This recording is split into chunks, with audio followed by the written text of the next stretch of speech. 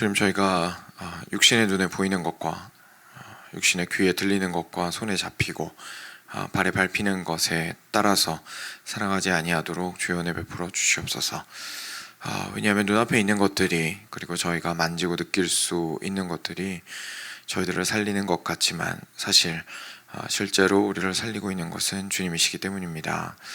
하나님, 그렇지만 살아가면서 그러하지 못할 때가 참 많으며 어려움을 주님께 고백합니다. 하나님, 저의 영적인 영혼의 눈을 열어주시고 성경이 말씀하시는 하나님께서 저희들에게 계시하여 주시는 그 귀한 말씀을 따라서 이 세상을 바라보고 그리고 이해하고 해석할 수 있도록 주님께서 도와주시기를 원합니다.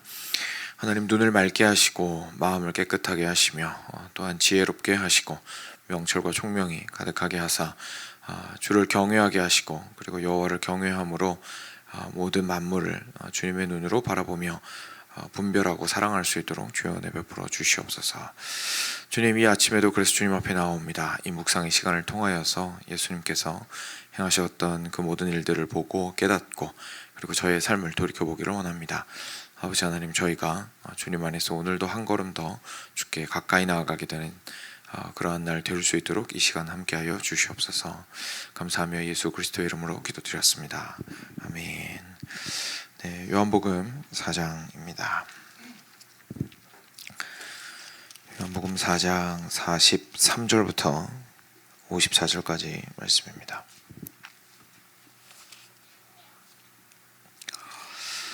어, 43절부터 54절까지 같이 교독하겠습니다. 제가 먼저 한 절 읽겠습니다. 이틀이 지남에 예수께서 거기를 떠나 갈릴리로 가시며 친히 증언하시기를 선지자가 고향에서는 높임을 받지 못한다 하시고 갈릴리에 이르심에 갈릴리인들이 그를 영접하니 이는 자기들도 명절에 갔다가 예수께서 명절 중 예루살렘에서 하신 모든 일을 보았음이더라. 예수께서 다시 갈릴리 가나에 이르시니 전에 물로 포도주를 만드신 곳이라. 왕의 신하가 있어 그의 아들이 가버나움에서 병들었더니 그가 예수께서 유대로부터 갈릴리로 오셨다는 것을 듣고 가서 청하되 내려오셔서 내 아들의 병을 고쳐주소서 하니 그가 거의 죽게 되었음이라. 예수께서 이르시되 너희는 표적과 기사를 보지 못하면 도무지 믿지 아니하리라. 신하가 이르되 주여 내 아이가 죽기 전에 내려오소서. 예수께서 이르시되 가라 내 아들이 살아있다 하시니 그 사람이 예수께서 하신 말씀을 믿고 가더니 내려가는 길에서 그 종들이 오다가 만나서 아이가 살아있다 하거늘 그 낫기 시작한 때를 물은즉 어제 7시에 열기가 떨어졌나이다 하는지라. 그의 아버지가 예수께서 내 아들이 살아있다 말씀하신 그때인 줄 알고 자기와 그 온 집안이 다 믿으니라. 이것은 예수께서 유대에서 갈릴리로 오신 후에 행하신 두 번째 표적이니라. 아멘. 네, 맨 마지막 구절 말씀대로 갈릴리로 오신 후에 행하신 두 번째 표적 이야기입니다. 그 4장에서 3장에서 니고데모 만나서 같이 함께 대화를 나누셨고 4장에서는 사마리아 여인과 함께 대화를 나누시면서 예수님께서 당신이 어떻게 하나님으로부터 오신 분이신지, 하늘로부터 오신 분이신지, 그리고 우리는 그분을 어떻게 받아들여야 하는지, 그리고 그분을 통해서만 우리가 영원한 생명을 얻을 수 있다라는 사실에 대해서 좀 3장 4장을 통해서 볼 수가 있었습니다. 이제 그 다음입니다. 그 사마리아를 지났죠. 유대가 그때 지도 말씀드린 것처럼 유대 지역이 남쪽에 있고요. 그리고 사마리아를 통과해서 북쪽에 있는 갈릴리 지역으로 이동을 하게 되는데 이제 그 중간에 있던 사마리아 지역을 통과를 하는 중에 사마리아 여인을 만났던 것이고 이제 드디어 갈릴리에 도달하셨습니다. 43절입니다. 이틀이 지났습니다. 예수께서 거기를 떠나서 사마리아를 떠나서 갈릴리로 가셨습니다. 그리고 거기에서 말씀하시기를 선지자가 고향에서는 높임을 받지 못한다라고 말씀하십니다. 갈릴리의 이름에 갈릴리인들이 그를 영접하니 이는 자기들도 명절에 갔다가 예수께서 명절 중 예루살렘에서 하신 모든 일을 보았음이더라. 갈릴리 사람들이 이제 예수님께서 행하신 일들이 저 남쪽에서 있었다 할지라도 이제 벌써 소문이 사람보다 더 빨리 간 거죠. 그래서 갈릴리에 있는 사람들이 예수님께서 행하신 일들을 모두 들어서 알게 되었습니다. 근데 그러다 보니까 이제 갈릴리의 사람들이 예수님을 사실 기다리고 있었던 거거든요. 우리도 언제 뭐 기다린다는 게 알고 기다린다기보다는 언제 예수님을 만날 수 있을까 이런 의미에서 기다리고 있었겠죠. 지금이랑 다르게 막 광고하고 다니는 시대는 아니니까요. 그래서 거기서 계속 예수님을 기다리고 예수님을 만나고자 하고 소원하고 소망하고 막 이런 마음들이 있었거든요. 근데 예수님께서 뭐라 그러시냐면 선지자가 고향에서 높임을 받지 못한다라고 얘기를 하셨습니다. 근데 이 말씀을 하신 게 사마리아를 이렇게 나오시면서 이 얘기를 하신 거거든요. 물론 갈릴리 지역은 예수님 고향은 아닙니다. 그러니까 우리가 보통 얘기하는 태어난 고향은 남쪽에 있는 베들레헴이죠. 근데 여기서 말하는 그 고향이라고 말씀하신 건 아마도 사마리아를 나오면서 말씀하셨기 때문에 사마리아 땅이 그 당시 유대인들한테는 굉장히 적대적인 땅이었고 자기들 땅과는 구별되는 땅이었습니다. 그래서 예수님께서 여기서 말씀하신 건 사마리아 이외에 당신이 속해 있는 남쪽에 있는 유대 지역과 북쪽에 있는 갈릴리 지역 모두를 합해서 내가 사마리아가 아닌 지역의 유대인이라는 의미에서 이제 자기 고향이라고 표현을 하신 것 같아요. 근데 문제가 뭐냐면 사마리아에서는 사람들이 예수님을 환영해 주었죠. 처음에는 이 우물가의 여인이 경계하면서 이 사람 뭐지? 이렇게 하다가 나중에는 이제 이 여인이 완전히 내가 보니까 당신이 정말 범상치 않은 분인 것 같습니다. 그랬더니 예수님께서 분명하게 당신이 누구신지 알려주시니까 막 동네 들어가서 사람들까지 다 데리고 나와가지고 예수님 이야기 듣고 그랬었거든요. 그리고 방금 보면 예수님께서 사마리아에서 며칠을 머무신 것을 알 수가 있습니다. 사마리아에서는 굉장히 예수님께서 이렇게 수용을 받으신 거예요. 근데 예수님께서 그 갈릴리 지역 또는 남쪽에 있는 유다 지역에 가시면 딱히 그렇게 그 정도의 이렇게 환영과 영접을 받지는 못하실 것이다 라는 것에 대해서 예수님께서 이야기를 하셨습니다. 그리고 나서 46절입니다. 예수께서 다시 갈릴리 가나에 이르시니 이제 갈릴리 가나에 도착을 하셨습니다. 전에 물로 포도주를 만드신 곳입니다. 근데 여기에서 또 공교롭게도 한 사람을 만나게 됩니다. 이 사람이 이제 왕의 신하였는데요. 그 당시에 이 지역을 다스리고 있었던 헤롯 왕, 예수님 아기 때 예수님 죽이려고 했던 헤롯 왕 말고요. 그 다음에 있는 헤롯 왕 안티파스라는 사람의 신하였던 것 같습니다. 그래서 이 사람이 있었는데 이제 그 사람한테 아들이 있었죠. 근데 가버나움에서 병들었습니다. 가버나움도 북쪽에서 갈릴리 근처에 있는 예수님께서 거하셨던 곳입니다. 그래서 그가 예수께서 유대로부터 갈릴리로 오셨다는 소식을 들었습니다. 기다리고 있었겠죠. 우리 예수님이 오시면 내 아이가 우리 신하의 아이가 살 수 있을 텐데, 나의 아이가 살 수 있을 텐데라고 생각을 했을 테니까요. 그래서 내려오셔서 내 아들의 병을 고쳐주소서라고 실제로 말하러 달려가게 됩니다. 예수님한테 물어봤습니다. 예수님, 제 아들 병 좀 고쳐주십시오. 요청을 한 거죠. 물어보았다기보다.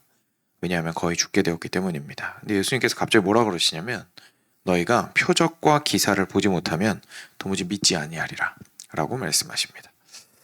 예수님께서는 그 다른 마태, 마가, 누가 그리고 지금 보고 있는 요한복음 복음서를 쭉 보면서 예수님께서 말씀하시는 방식들이 있죠.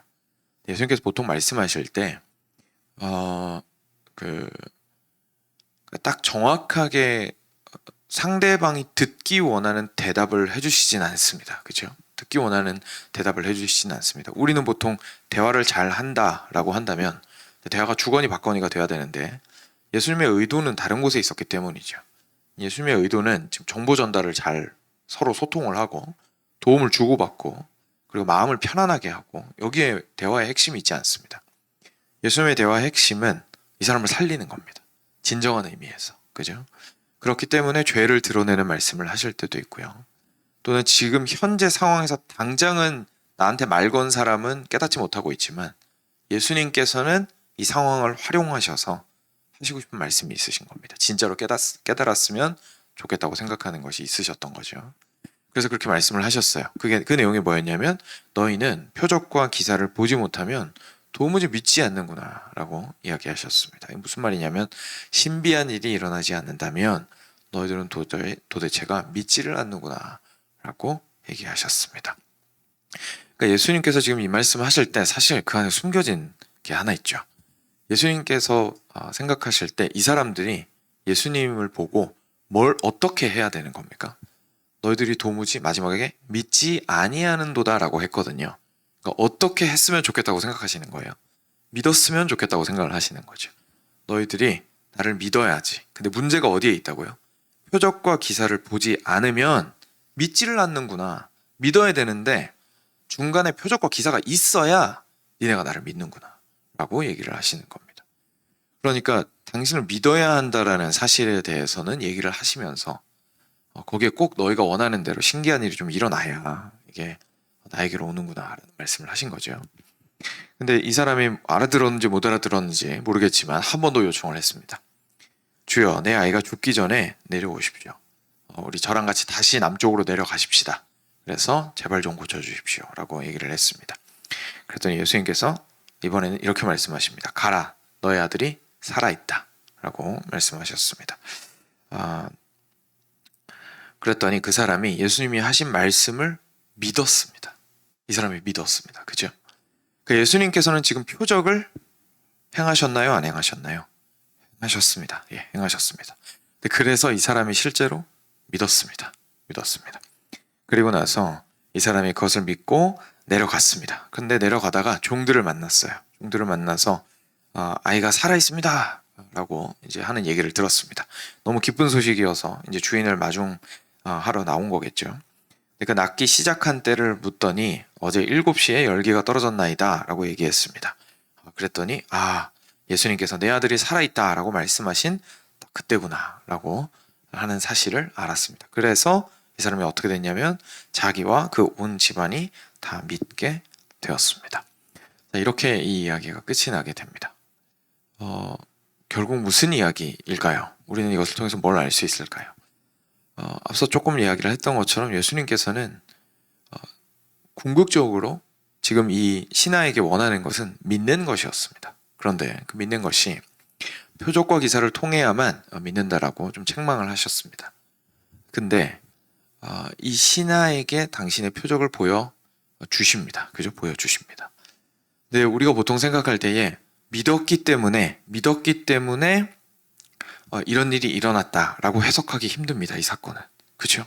왜냐하면 이 사람은 그냥 예수님한테 요청을 했을 뿐이고 예수님께서는 네 아들이 살아있다라고 말씀하신 다음에 이 사람이 뭐라 그랬냐면 그 말씀을 믿었다라고 얘기를 하거든요. 그러니까 예수님께서는 실제로 먼저 행하셨습니다. 다시 말해서 표적과 기사를 행하신 겁니다. 그리고 나서 네가 그거 보고 믿으라는 거죠. 근데 여기에서 중요한 건 뭘 믿느냐입니다. 뭘 믿느냐. 이 사람이 처음에 믿었던 건 뭡니까? 예수님의 말씀을 믿었습니다. 예수님의 말씀을 믿었습니다. 실제로 예수님께서 얼마나 대단한 능력이 있으신지는 이 사람은 확인해 본 적이 없습니다. 물론 소문으로는 많이 들었어요. 근데 지금 현재 거리가 이렇게 떨어져 있는데 말만 가지고 내 아들을 고칠 수 있다라는 이야기는 못 들어본 거예요. 그렇죠? 들어본 적이 없습니다. 아무리 용한 의사여도 그게 이렇게 거리 있는 곳에 있는 거랑 실제 와서 진단하고 그리고 약 처방도 하고 수술도 하고 하는 거랑은 완전히 다르잖아요. 그러니까 아무리 좋은 얘기를, 예수님에 대한 대단한 얘기를 이미 많이 들었다 할지라도 지금 이 사람 입장에서는 사실 완전 처음 듣는 얘기를 들은 겁니다.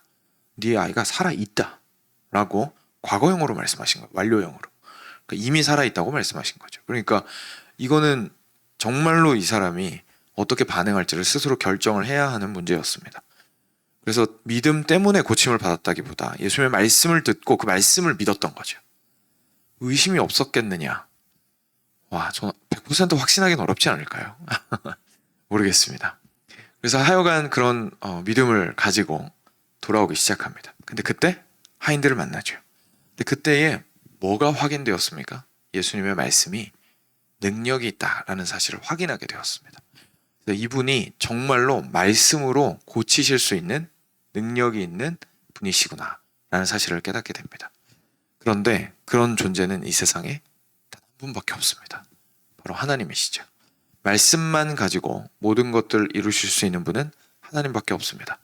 태초에 말씀이 계시니라로 요한복음이 시작합니다. 그리고 태초에 하나님이 천지를 창조하시니라. 그리고 나서 빛이 있으라 라고 하는 그 말씀으로 천지를 창조하시는 사건이 창세기 1장에 등장을 합니다. 결국 무슨 이야기를 하고 싶은 거냐면 당신의 말씀이 그만한 능력과 권위가 있어서 그 죽어가는 아이를 멀리 얼굴도 보지도 않고 상황도 사실은 알지도 못한 상황에서 고칠 수 있을 정도로 능력 있는 말씀을 하실 수 있는 분이 등장했다. 다름 아닌 하나님의 능력을 가진 이가 등장했다라는 사실을 이제 보여주고 있는 겁니다. 그제서야 이 사람들이 어떻게 했냐면요.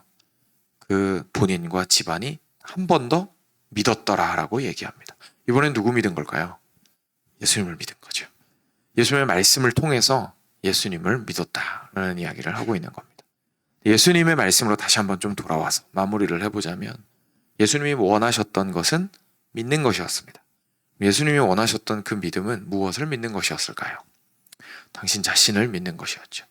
당신 자신이 하늘로부터 왔다는 사실. 그게 니고데모에게도 그리고 사마리아 여인에게도 계속 증언되었던 이야기죠. 거듭나야 하는 필요성. 매일 사람들을 피해서 우물가로 나와서 자신의 육신의 갈증을 해소해야 하는 그 생명을 유지하기 위해서 애써야 했던 그 필요성. 그 모든 것들을 넘어선 것을 줄 수 있는 자가 있으니 그것이 바로 하늘로부터 온 나다 라는 말씀을 니고데모랑 사마리아 여인한테 계속 하셨거든요. 사실 동일한 말씀을 지금 이 왕의 신하에게도 하고 계셨던 것이고 실제로 이 신하도 믿음으로 반응했던 것입니다. 그래서 우리도 마찬가지입니다. 우리도 일단 말씀을 볼 때부터 저희가 신비한 사건에 눈이 가면 안 되고 신비한 사건이나 특별한 말씀이 있을 때에는 그것이 무엇을 가리키고 있는지를 먼저 볼 수 있어야 됩니다. 그리고 그것은 모두 사실 예수님을 가리키고 있습니다. 그리고 제가 방금 신비한 사건 이러면서 이제 성경에 마치 일부만 해당되는 것처럼 말씀을 드렸지만 사실 놀랍게도 이 성경이 우리 손에 쥐어진 것 자체가 신비한 사건이죠. 그래서 이 성경 전체가 사실은 표적과 기사로서 하나님을 가리키고 있다라고 우리가 믿음으로 고백하게 됩니다. 그게 우리가 성경을 보고 계시라고 표현하는 이유입니다. 하나님께서 계시로서 자기 자신을 드러내신 책이기 때문이죠. 그러면 우리에게 필요한 것은 이 말씀을 믿는 것이고 그리고 이 말씀을 믿는 것을 통하여서 그것도 거기서 머무르는 것이 아니라 참으로 예수 그리스도를 믿는 것이 예수님이 어떤 분이시고 예수님이 어떤 일을 행하셨고 왜 행하셨고 그리고 그 일의 끝에 약속하신 것은 무엇이고 모든 것들을 믿고 나의 것으로 받는 것이 정말 우리가 영원한 생명수를 마시는 길이다라는 사실을 다시 한번 확인하게 됩니다. 그래서 사랑하는 여러분, 저희가 삶 가운데에서 저희의 삶도 마찬가지고요. 그리고 말씀도 마찬가지고요.